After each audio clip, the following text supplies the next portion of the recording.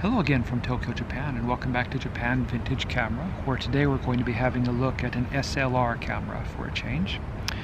And this particular camera is really hard to find, Olympus M1 35mm SLR camera. Now, if you're interested in purchasing this Olympus camera or another vintage Japanese camera, I sell these in my eBay and Etsy stores. Please check the description below the video to links for my stores.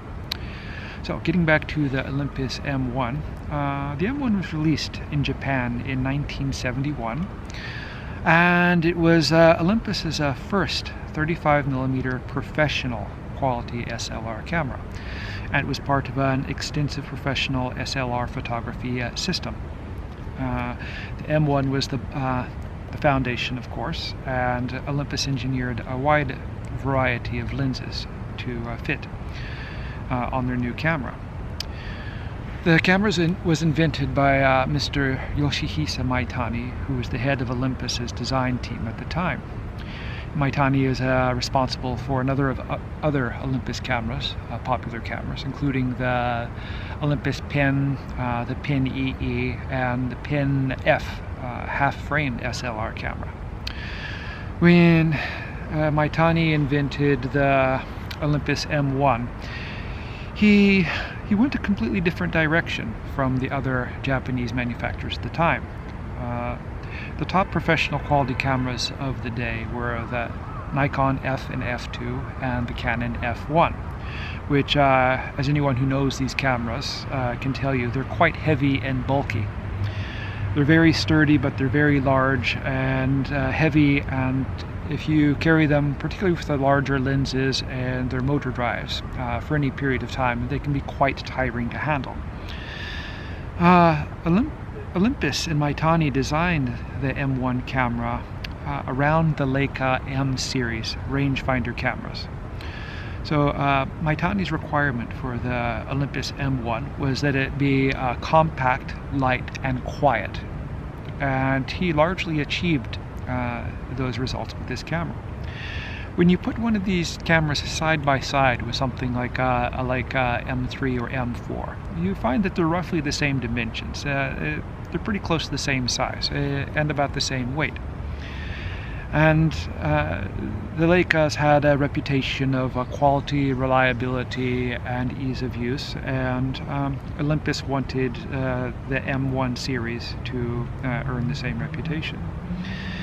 But Leica took exception to the M1 camera, particularly the name, because M1 was a designation which Leica was using for one of their own cameras at the time. So they complained to Olympus, and Olympus stopped production of the M1 camera. They made some minor changes to the hardware and a couple of other minor things, and it was reintroduced as the OM1. So not a great number of M1 cameras were made, and none were actually exported from Japan. Olympus planned to export them later on, but production was stopped before they could get around to it. But as we all know, vast numbers of OM cameras were eventually exported. Take a quick overview of the M1 here. And if you have an OM1 camera, pretty much everything which I describe on the M1 camera applies to the OM1. So starting on the top left side here, we have the film rewind knob, and then we have the switch which turns off and on the light meter. We have a removable hot shoe for the flash. This can be removed and it makes the camera look more compact, a little bit cleaner, but this works really good with Olympus flashes, or any other flash if you like to use a flash with your in your photography. Next to that, we have the film speed selecting dial, which you adjust by pressing the little lock button here, and this allows you to select the film speed that you have for the film loaded in the camera. And of course, here we have the shutter button, and then the shutter cocking and film winding lever. Looking at the front of the camera, we have the self timer, a mirror lockup, I haven't really seen any of the lenses which are extend into the camera, like the wide-angle lenses on the earlier Nikon F or Canon F1s, but the mirror lockup is handy for minimizing vibration. If you're doing like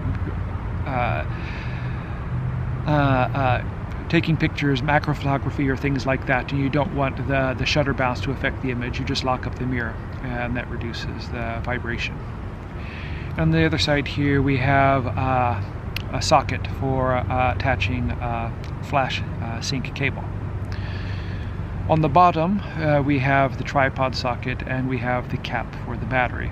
The M1 series was introduced before Olympus had perfected motor drive or power winder, so there is no electrical contacts or access cover to attach the power winders or motor drives.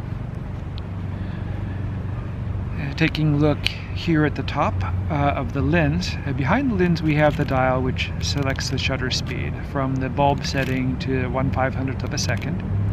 And on the front here we have the the ring which sets the aperture.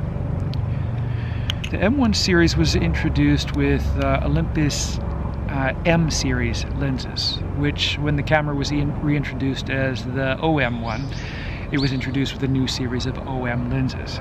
If you have an M1 camera, it works completely fine with any OM lens, but if you are looking for an original lens, it should say, like on the front here, the M system.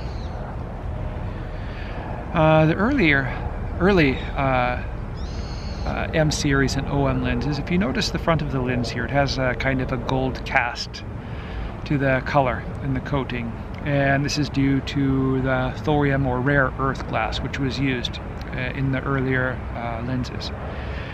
And these are actually, I love these lenses, especially when I shoot them wide open. I took a lot of pictures of close-up photos of insects and things like that, and I love the bokeh of these lenses. Maybe other people have different tastes, but I think it's really, really nice.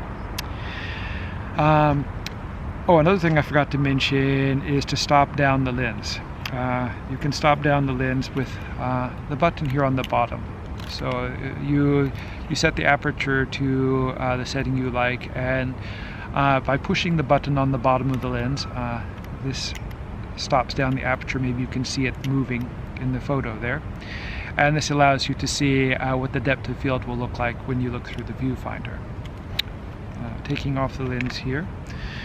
Like the later OM series, the M1 accepted interchangeable focusing screens, and quite easy to change. You just push the lever, the focusing screen falls down, you can remove it and swap in another one.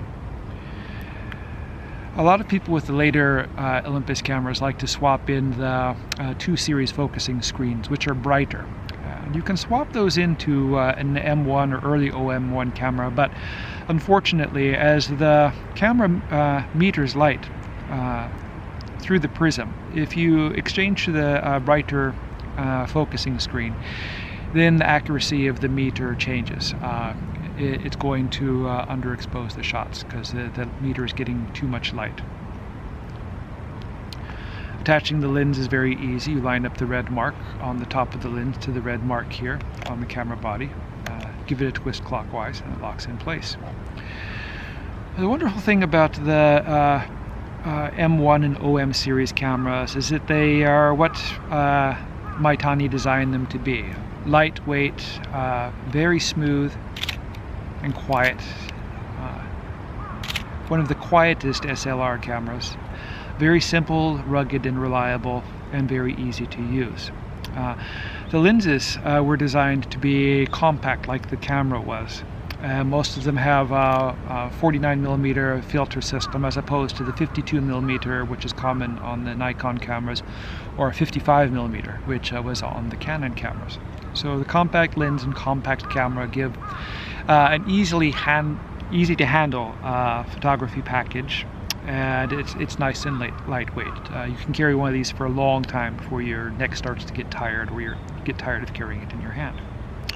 Anyway, that's it for my review of the Olympus M1 camera. I hope you enjoyed it. If you have any questions, feel free to ask them in the comment section below, and stay tuned for more videos.